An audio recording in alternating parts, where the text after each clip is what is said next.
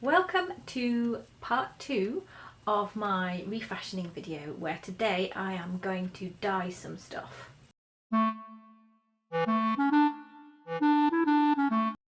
Without further ado, we're going to head straight on over to my kitchen and into the past a little bit, and you can see how I got on with dyeing my shirt. Here we are. I have the shirt. It was washed yesterday and it's still damp. As per the instructions, I've got my dye, I've got my salt.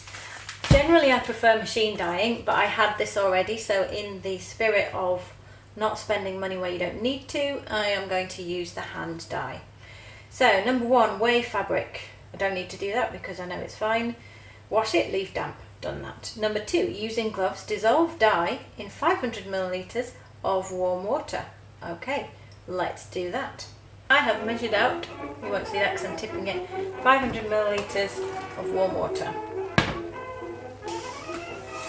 I have got beautiful rubber gloves. I'm using a metal spoon because it will be able to be washed with boiling water and become completely hygienic again.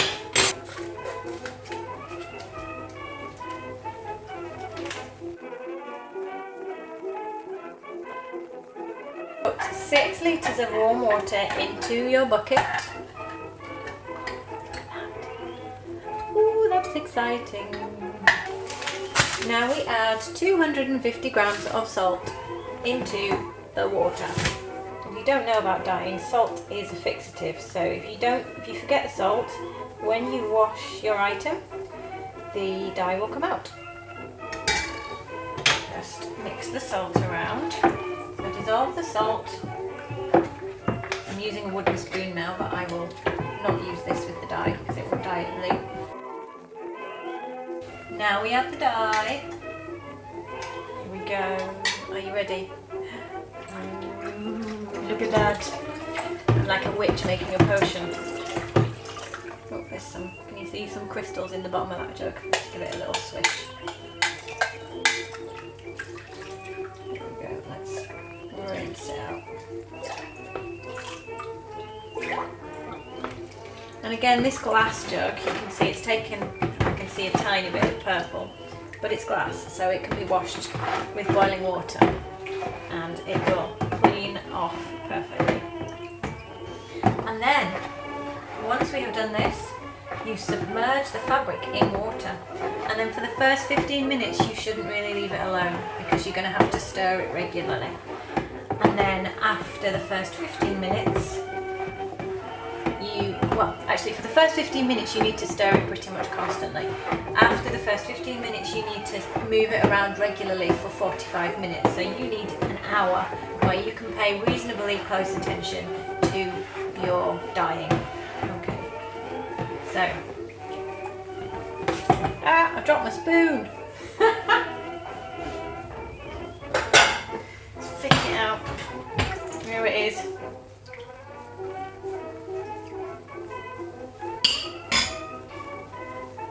Here we go. In it goes. No turning back.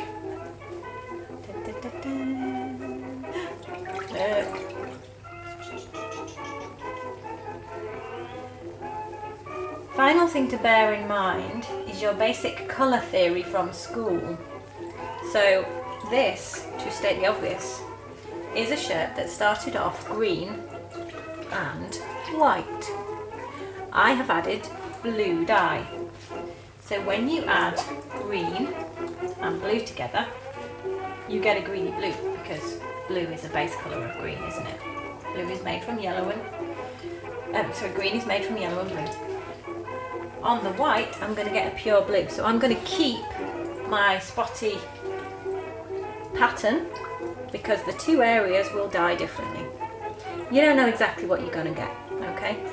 Now can you see that some of that keeps floating to the surface? You've got to be careful about that because if there are parts that don't get as much time in the dye, they're not going to dye as well. If there are parts that are folded up, they're not going to dye as well. So that's why you need to keep it moving for 15 minutes, the first 15 minutes, and why you need to keep it mobile for the whole time that it's in the dye. Okay. I'm going to do this now for 15 minutes constantly, with the spoon probably, and then I'm going to spend the next 45 minutes setting alarms on my phone to beep every 5 minutes so that I am attentive to this.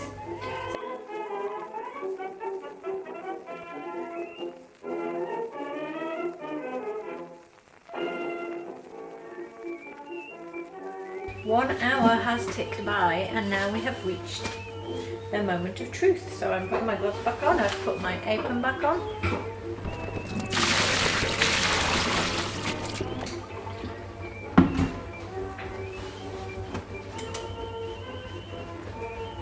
So that's what it looks like straight out, but it's wet, it's not been reached yet.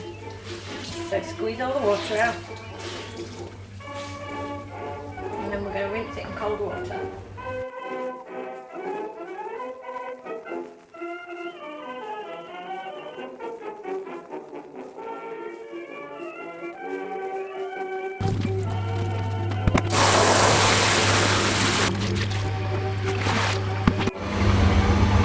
Look, my gloves had a hole in, and that's actually quite clean. My thumb was bright blue to begin with. I have brought you outside to finish the video because listen to the birds.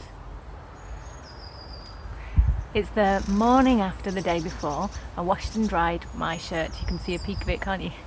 My shirt overnight, and I love the colour it turned out.